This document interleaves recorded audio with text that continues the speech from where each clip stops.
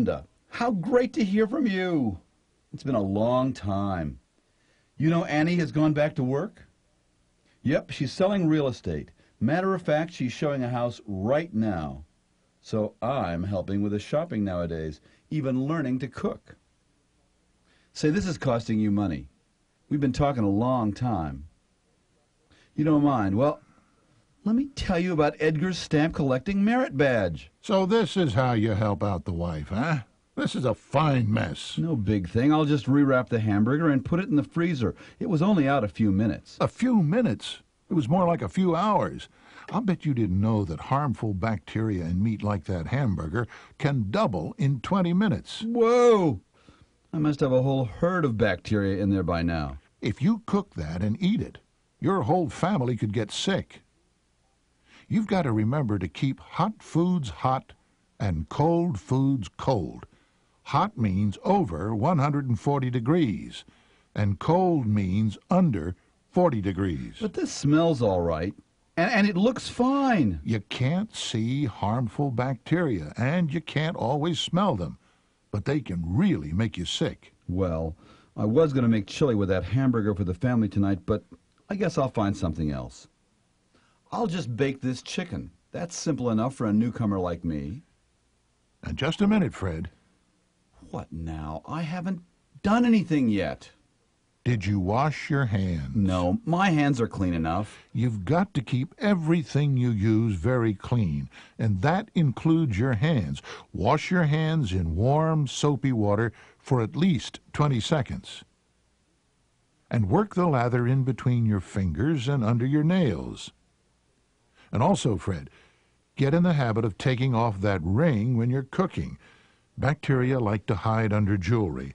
And never prepare food while you have an open sore on your hands, even if it's bandaged.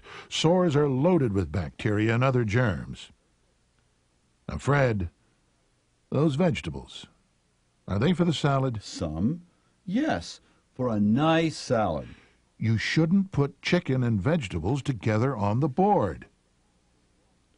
Hey, Fred, you have to wash that knife and your hands again. I do? Why? Because bacteria from the chicken may be on your hands, on the cutting board, and on that knife. You have to clean all three of them. Otherwise, the bacteria can get into your salad and... I know, and make your family sick. That's right, Fred. It's called cross-contamination. Bacteria are hitchhikers. They can't travel by themselves, but they can cling to things, and as you already know, they can multiply fast. Fred, I've got to have another word with you. What now? I took off my ring, I washed my hands again, I washed all the utensils. You've got to cover that salad if you put it in the refrigerator. Other food can leak from above and cause another form of cross-contamination. Remember, those bacteria are freeloading travelers. Bum bum ba-da-dum bum bum ba-da-dum bum bum ba-da-dum. Well, hi, Fred. You're making another meal, I see. How was the chicken the other night? No complaints, and no one got sick. So, what's the chef preparing now? That chili that I was going to make the other night, I got some ground beef out to thaw. You're thawing it at room temperature? So what? You got a better plan? Fred, remember that bacteria thrive at room temperature, and virtually all meat contains bacteria. Oops, I should have thought about that. So now what can I do? Well, you can let it thaw in the refrigerator, although that takes some time. You can thaw it in a pack of ice cubes under running water.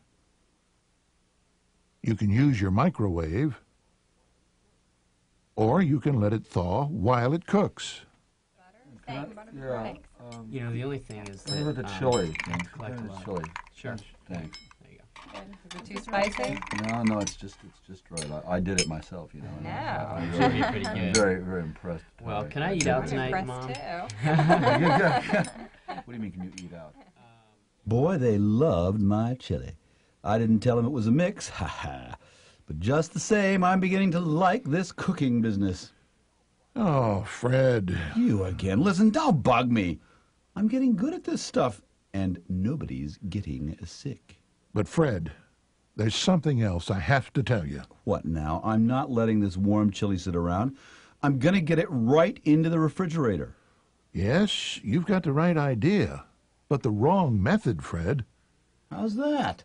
Well, in a deep container, there will be portions in the middle that won't cool fast enough to prevent bacteria from multiplying. Use a shallow container or several small containers when you put such hot foods into the refrigerator or freezer. Well, that makes sense. You're getting the idea, Fred. You're going to save your family many a stomach ache, or worse. We gourmet cooks need to know the food safety rules as well as the recipes. Like keep hot foods hot and cold foods cold, because bacteria can double their numbers in 20 minutes. Hot means over 140 degrees, and cold means under 40 degrees. And wash your hands before starting to cook and after handling raw foods. Washing your hands means using warm soapy water for at least 20 seconds. Take off all rings and jewelry during meal preparation. Remember, bacteria like to hide under jewelry. Never prepare food if you have an open sore on your hand. Keep all utensils clean to avoid cross-contamination. And that means washing your knife and cutting board after each use.